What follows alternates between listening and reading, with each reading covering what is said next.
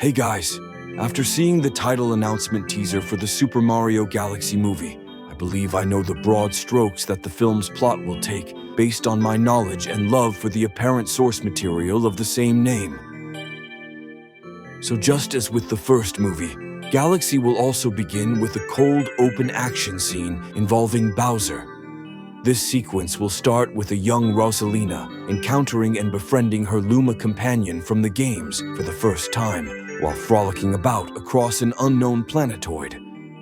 Amidst their time together, the Luma would use its power to create the Comet Observatory for them to play in. One night, Bowser will appear, now massive and wielding some new mysterious power, decimating Rosalina's parents' kingdom. As her father marshals the kingdom's forces off-screen, her obscured mother will beseech the Luma to spirit Rosalina to safety with its powers before she perishes with the rest of their planet.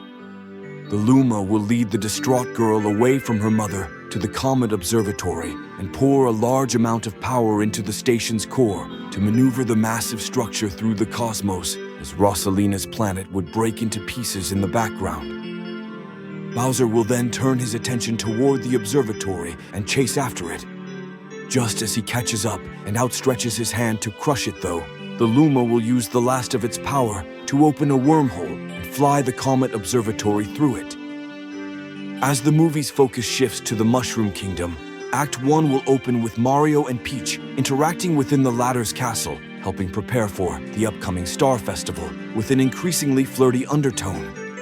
Comedically, every potential romantic moment will be interrupted by the Red Toad, along with possible other castle staff such as Toadsworth, and finally by Luigi, who will appear before them and frantically beg for their aid in dealing with some crisis back in Brooklyn. Once there, Mario and Peach will see the city struggling to deal with an infant Yoshi running and fluttering about, devouring any food within sight, carelessly creating havoc wherever it goes. After a brief pursuit of the creature, Mario will eventually catch up to and befriend it to the relief of his and Luigi's family and real-world friends. Meanwhile, within the Mushroom Kingdom, Kamek will sneak into Peach's castle and rescue the miniaturized Bowser, his state from the conclusion of the previous movie. Mario, Luigi, and Peach will then be shown returning to the kingdom alongside Yoshi, whose dynamic will be as more of a pet as opposed to being somewhat of a foster brother and partner to Mario as depicted within the games. Suddenly, to close out the first act, the Comet Observatory from the cold open will exit the wormhole nearby the Mushroom Planet. Just as Bowser is restored to normal size by Kamek and prepares to launch an attack upon the main heroes, said heroes are abducted and brought onto the observatory. As Act 2 unfolds, Mario, Luigi, Yoshi, and a group of Toads will be greeted by Rosalina and her Luma companion, who relate the terror they just narrowly escaped, referring to the gigantic Bowser as a grave and deadly threat. During this dialogue, Kamek will use his magic to travel to the observatory alongside the regular-sized Koopa King. Sneaking around, they will be drawn to the massive power within the station's core. Suddenly, the protagonists will notice their presence, horrifying Rosalina, but will be powerless to stop Bowser from destroying the core and harnessing the power of the massive grand star within. As Bowser grows to gigantic proportions, Rosalina will come to a realization, but before she can verbalize it, he snatches up Peach and swats the Comet Observatory across the cosmos of the Mushroom Universe. Bowser will then declare that he will now conquer more and more of said cosmos for all time, now immortal thanks to the power of the Grand Star. When the Comet Observatory stops hurling through space, Rosalina will announce that she now realizes that Mario's present is her own time frame's past, and that if left unchecked, her apocalyptic future will come to pass. The Red Toad, along with his brethren, become Captain Toad and the Toad Brigade and construct the Mushroom Starship with which to use to reach Bowser in the hopes of somehow managing to prevent Rosalina's future. For the rest of the second act, the group would traverse from galaxy to galaxy, encountering unique planetoids mirroring those from the games, meeting characters such as the Bee Queen, Penguru, and the Chimp, as they collect new and unique power-ups on their way to confront Bowser at his Galaxy Reactor lair in their greatest battle yet. Now enter Act 3. Bowser, before or after soloing yet another hit single, will have created a legion of new powerful henchmen made up of various bosses seen throughout both Galaxy games.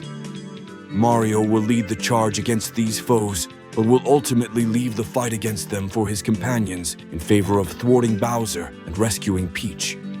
The allies befriended throughout the various galaxies will arrive at the battlefield and aid Mario's companions in defeating Bowser's boss minions, but Mario himself will struggle heavily against the Koopa King despite cycling through numerous power-ups.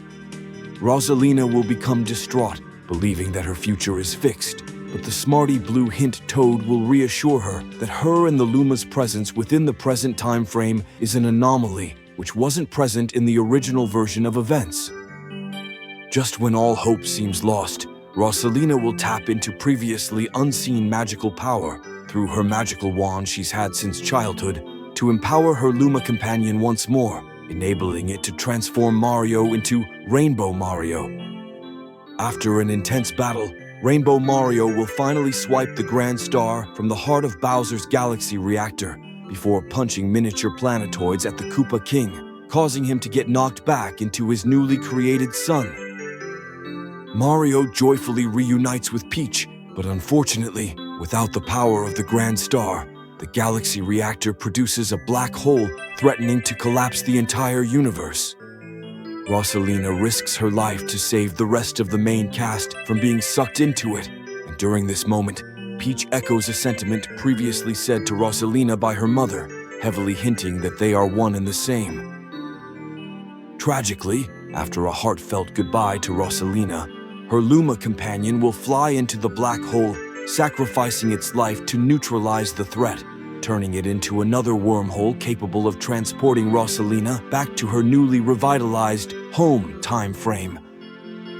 After a light time skip, it will be the day of the Star Festival, with colorful star bits raining down all across the Mushroom Kingdom.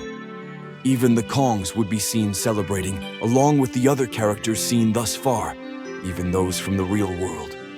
All except for Mario, Peach, and Rosalina.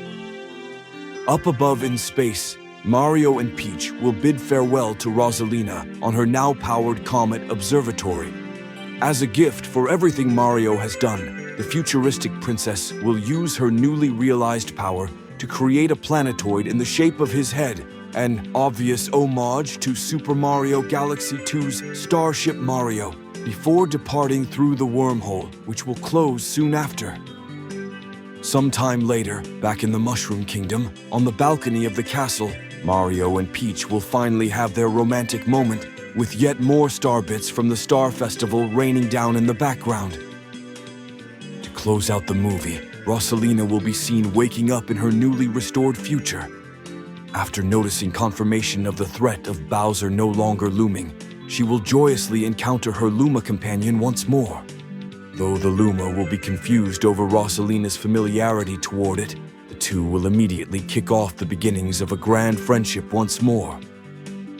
In a post-credits sequence, Kamek will dejectedly be shown traveling back to the Darklands, confused by the seeming lack of Koopas and Goombas and the like. Entering Bowser's castle, Kamek will be bewildered to find the Darklands inhabitants juvenilely entertaining a mysterious Koopa sitting on Bowser's throne. This newcomer will introduce himself as Bowser Jr., Bowser's son, as his name would suggest, and will declare his intent to reunite with his mama, Peach. So, what do you all think? Do you think I'm onto something here? Do you have a different prediction? Let me know in the comments. But slam that like button and subscribe to the channel if you think this video is deserving, because it'd really help boost it in the algorithm. If you want to see how I think the Sonic franchise should utilize chaos moving forward, click the video that just popped up. And if you want to dip your toes into a different aspect of nerdom, then click on the video below it to see my theory on how the two upcoming Avengers movies will end. Thank you all so much for watching till the end.